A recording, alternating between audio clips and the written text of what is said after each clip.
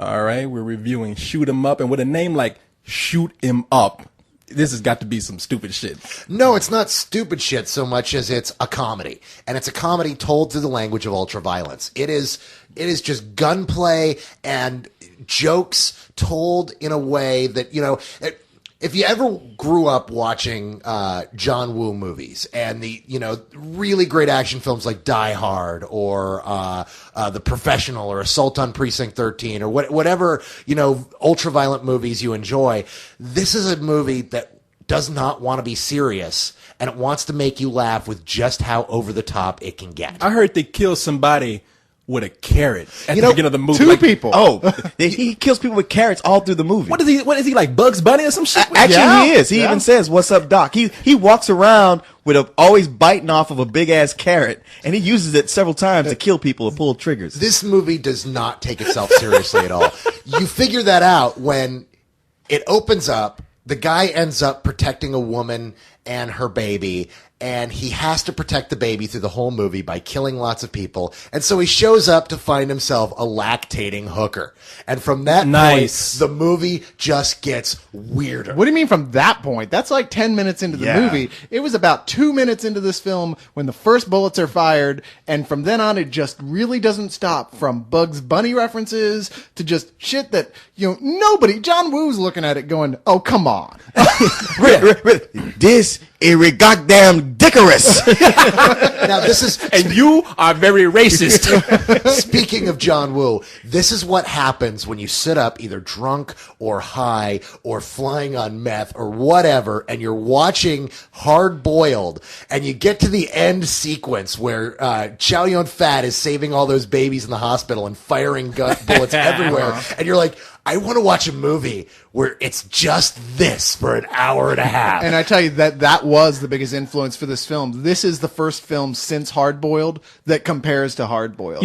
I got one question here. Why couldn't they call the movie Lactating Hooker? That would have got me hooked right in the beginning. Honestly, to me, this movie could have been Sin City 2. Because really, it's almost like he could put back on that Jerry Curl wig and been his same character from Sin City 2. It's Sin City, except if it didn't take itself seriously and just went for it completely. I gotta disagree. This movie is what happens when you make a full feature film about the BMW driver. Yeah, because this is Clive Owen. Yes, Clive Owen. Clive Owen got his first real big start. I mean, he was around for years, but that was where everyone, in the audiences noticed him. He did all 9 of those BMW films. And those were like the BMW things where they were online episodes, and Clive Owen was in that, and that's how everybody got to know him. He was the driver. Yeah. And the thing was, they had all these super awesome action directors direct a short, and their only stipulation was Clive Owen is the driver, and it has to feature a BMW. And aside from that, go nuts. And he's got to tear up a BMW. And he got to tear up a BMW. Well, this is that guy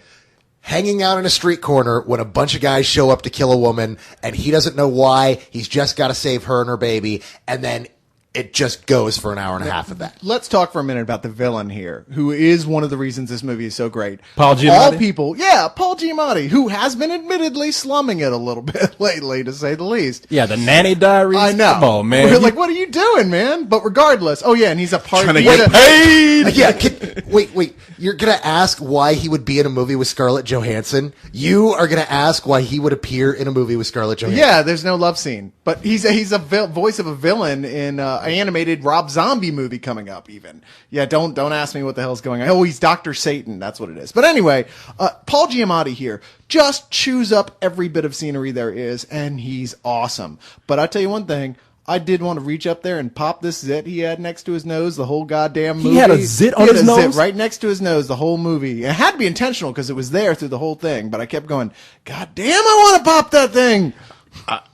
I was saying that about, the lactating hooker. Well, yeah, there's that. Come on, who's the lactating hooker in this? Oh, Monica Bellucci. Yeah, that's right. That's what I want to pop. Which, ironically, of all the actors to not actually, there's a sex scene. I don't believe they actually even showed her nipples at any point. No, which they is didn't. Preposterous because, Google offers to see her naked the moment you log in. Here is a true story. I have this story. It is true. If you say you fucked Monica Bellucci, I'm gonna slap you. Man, that's a story I wish were true. No, but she offered, and he had to turn her down because he loves his wife. No. Here's a true story, and this is something. If you ever meet the director, Michael Davis, smack him. Why? Because he had a choice.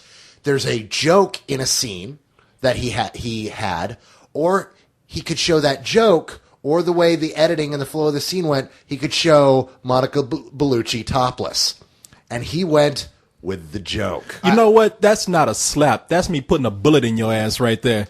I mean, what? That's not even a choice. Yeah. Oh, come on now. Really? Like I said, Well, Monica he already saw her. Bellucci, He don't the care. Disney Channel shows her naked, for God's sake. She's naked everywhere. She's been in like 50 movies where she takes off all her clothes. She's given blowjobs on film, Which for God's leads sake. to the question, and?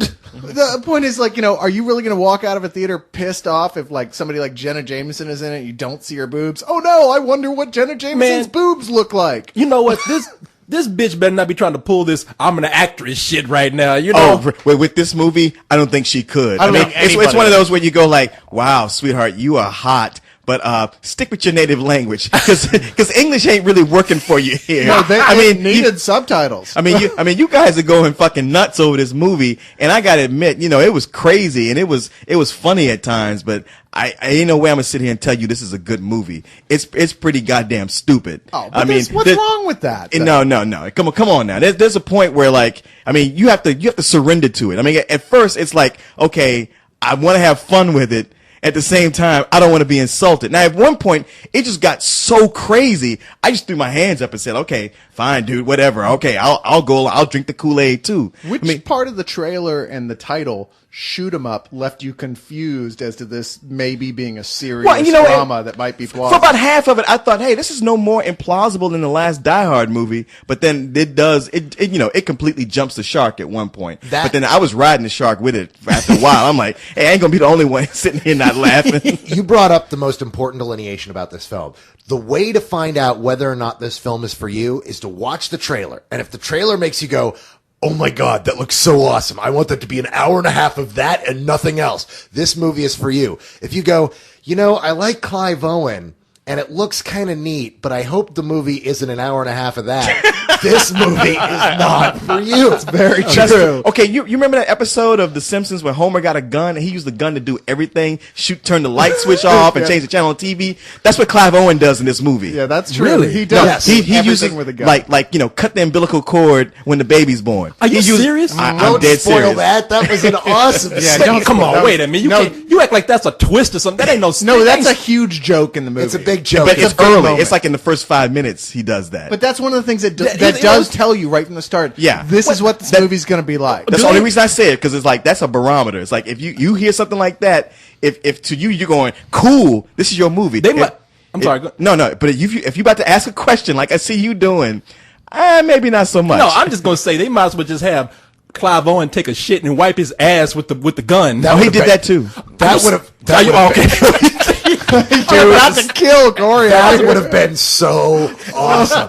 He would have had to shot the shit off his ass. Yeah. Well, no, because he wipes with the handle and he shoots the guy who's coming in the door at the same time. That's what this movie's all about. This movie is about the most creative ways to kill people. There is an awesome aerial sequence in here. That's what won me over. It totally rips off Moonraker, but it does it really well. At that point with the aerial sequence, I was like, man, you know what? Fine. I'm with it now, because this is too fun right here. Okay, you know what? I mean, all you gotta do is tell me he shoots an umbilical cord to separate the baby. I'm sold. That explains the movie right there. That is the whole movie. It's a comedy for people who are completely immune to like violence. Like if people have just said, you know what, you have to work really hard to disturb me with violence. This is your comedy because it's all about that. It's dude who just shoots and kills every living thing in sight and does it in really horrible, gross ways that are just hysterical if you can deal with And it. I tell you, I have a genre of movie out there that I like, as long as I know that that's the movie I'm going into, and that genre is fuck the plot. Well, this movie Corey, has. you like that in theory. You always say you like that, and then you get in a movie and you come out, you're like, man, that story was dumb. I thought you just wanted the action. Yeah, but that was just too dumb. Let me explain what the plot is like. Imagine if you took a 13-year-old boy And you took that 13-year-old boy and you gave him a bowl of cookies and cream ice cream topped with Nestle Quick and Pixie Sticks and had him chase it down with a Jolt soda and asked him to come up with an idea for a movie and explain it to his mom. This is the movie he would come up with. You are that kid right now. He would be on too much of a sugar high for you to fuck him, but yeah, you could. This would be like become Michael Jackson. Say that again. Of course, he'd be on too much of a sugar high for you to have sex with him, but Hey man, we ain't going there with that. All right, damn. I'm Yeah, sorry. those charges were dropped. This would have to be a brought kid it from up. the 70s or 80s though, because nowadays there'd be giant robots or some stupid shit in there. How much does that kid look like a girl though? You know, if it's that kid if it's that little boy from Halloween, maybe, you know. Anyway, No, because it's the plot is literally like it's told by a 13-year-old boy. Okay, see, there's this guy and he's hanging out on a bench, and then this woman walks by and she's got a baby, and then all these guys come out of nowhere. They start shooting at her. It's bang, bang, bang, bang, bang, and then he goes, "Oh, I don't know, I'm gonna go kill him." And he shows up and he starts shooting him, and bang, bang, bang, bang, bang, bang, and then the woman delivers a baby, and you gotta shoot off the umbilical cord. Then he's gotta jump out of the window, and it's like bang, bang, bang, bang, bang, bang. slap him for me, goddamn. he knows all about that eating too much cookies and cream ice cream. yeah. I know you have some before you got in. But okay, so I can see now that everybody's kind of. I'm gonna take a guess. I'm gonna say, Cyrus, you are matinee. Leon, I'm gonna say that you are rental, and I'm gonna say that you are matinee. Maybe full price. I am all full price on this. I'm all full price on this too. Damn. I thought it was total fun from beginning to end. Okay. Honestly, I would say rental, but it's just big enough to where you should see it in the theater. So I'm gonna say matinee. Okay.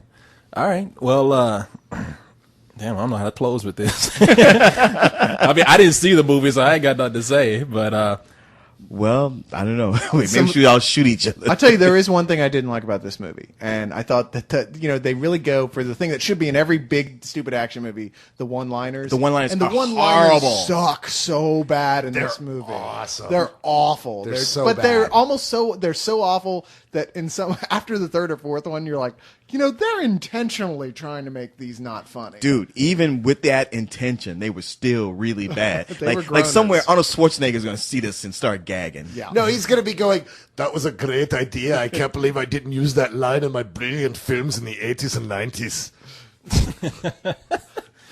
well, no, it sounds like a lot of fun to me. So It a lot. really is a movie that you have to know what you're getting going into. I don't. If you're a huge fan of Hard Boiled, you'll probably like this. Sounds like I need to get in touch with my Coke dealer again before I go into this. So. Well, no, because apparently the screenwriter already did that for you. Oh, okay. Well, thank you. I'm glad I don't have to get back into the habit. Thank you, screenwriter.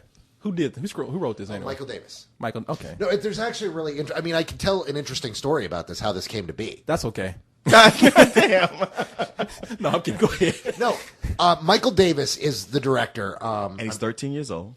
No, he makes movies for 13-year-olds. He's made a bunch of movies that, never hit, that always went to video or played very briefly, things like 8 Days a Week and 100 Girls and 100 Women. And he really wanted people to see this script, and nobody would look at the script. So he hand drew hundreds upon hundreds of frames. All the action scenes in this movie, he drew by hand and animated and sent tapes along with the script to producers to show them what he had in mind. It was a flip book on the side of a No, a dictionary. No, it really was. He had done it it was hand drawn on lined paper, and it was so much fun to watch. It is a cool little thing that he did. So you've seen this? Yeah, I saw it 2 years ago when it was first being pitched around, and it was so much fun. And he actually got people to buy into this movie because of this. Ah, suckers. Okay. All right. I just thought you would like that story. Oh, no, I do. He I'm just fucking with you, He man. literally hand drew. I mean, it's like 33,000 pages. He animated it with action figures.